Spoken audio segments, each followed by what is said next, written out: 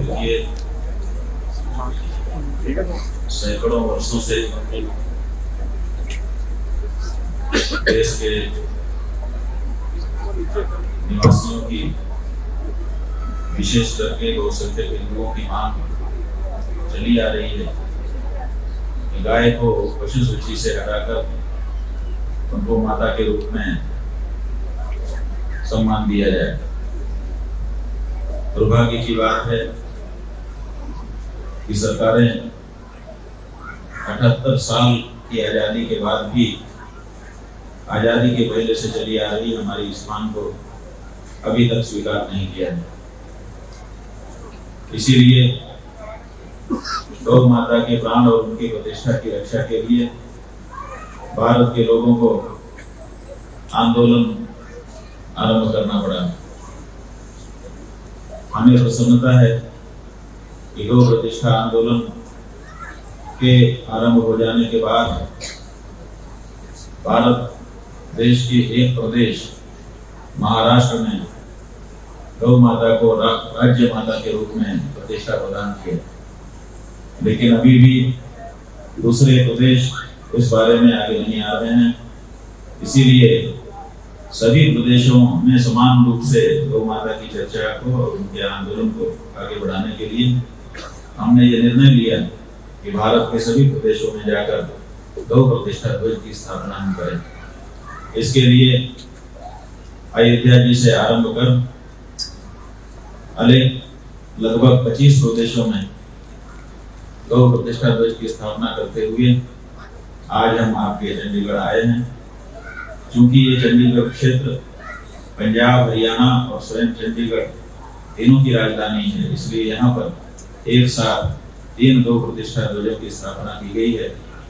और हम चाहते हैं कि यहाँ की सरकारें अब इस कार्य में विलंब न करें और आप सबके माध्यम से भी और सीधे सरकारों से भी यही मांग कर रहे हैं। महाराज जी, काफ़ी बीजेपी की सरकारें हैं, एनडीए की सरकारें हैं प्रदेशों में 18 से ज़्यादा, तो क्या डिमांड करेंगे बीजेपी से? देखिए, परिस्थिति ये है कि जब हम गौ माता के संदर्भ में विचार करते हैं तो हमको एक जैसे ही सब दिखाई देते हैं। क्या कांग्रेस, क्या वामपंथी, क्या बीजेपी, सबने सरकारें बनाई और सबने गौ हत्या को बढ़ावा दिया। तो इसलिए गौ हत्या के संदर्भ में जब हम देखते हैं तो हमको कांग्रेस और बीजेपी में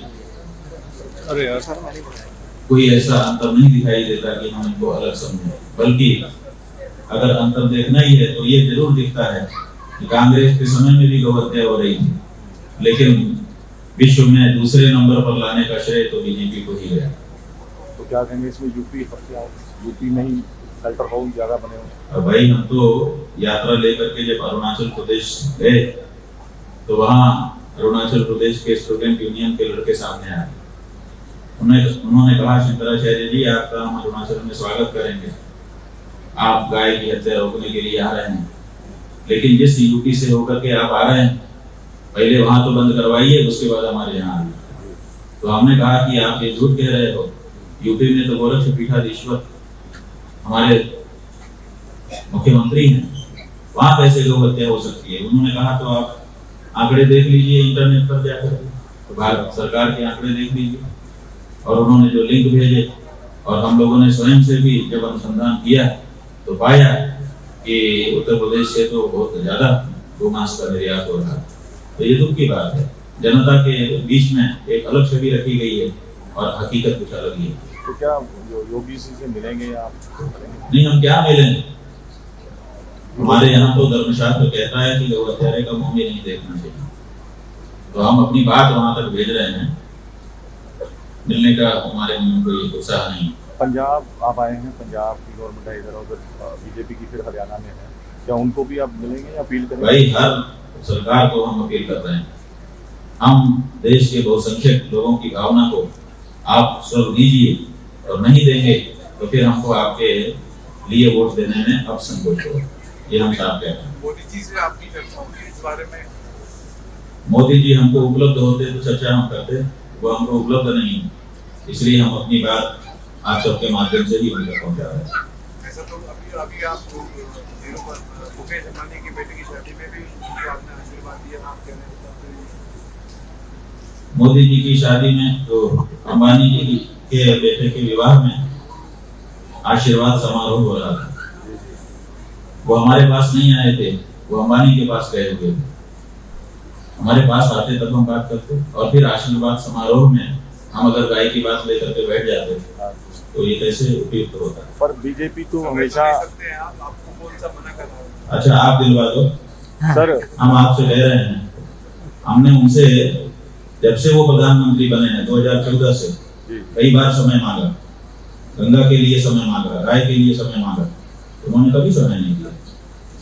जो लोग बात करने के लिए जाते हैं उनको कहते हैं गाय का नाम मत लो, गाय का नाम लेना हो तो मेरे पास आओ मत।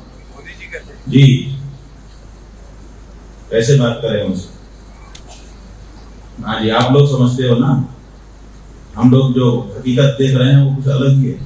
तो आरएसएस के आरएसएस जो हिंदू राष्ट्र की बात करते भाई, आरएसएस ने कह दिया कि हम हिंदू संस्था नहीं है, और उनके जो मोहन वैद्य हैं, मनमोहन वैद्य, उन्होंने प्रेस कॉन्फ्रेंस में आप प्रेस वालों के सामने बताया कि हमारे 30,000 स्वयंसेवक गौमांस खाते हैं, हम किसी के खाने पीने पे रोक नहीं लगाते। अभी हम जब सभी प्रदेशों में जा रहे थे तो नागालैंड गए। नागालैंड की सरकार ने, जिसमें भारतीय जनता पार्टी भी सम्मिलित सरकार है, उसने कैबिनेट का प्रस्ताव करके रोक दिया कि शंकराचार्य हमारे प्रदेश में गाय की बात करने के लिए घुस नहीं सकते। और भारतीय जनता पार्टी के अध्यक्ष ने लेटर हेड पर वक्तव्य निकाला जिसमें कहा कि गाय खाना हमारी संस्कृति का हिस्सा है। आप सच का सामना तो करिए, छवि कैसी बनाई गई है और हकीकत क्या है। अगर आप ये वीडियो YouTube पर देख रहे हैं तो हमारे चैनल को सब्सक्राइब करें और बेल आइकन को दबाना ना भूलें। अगर आप Facebook पर ये वीडियो देख रहे हैं तो हमारे पेज को लाइक करें।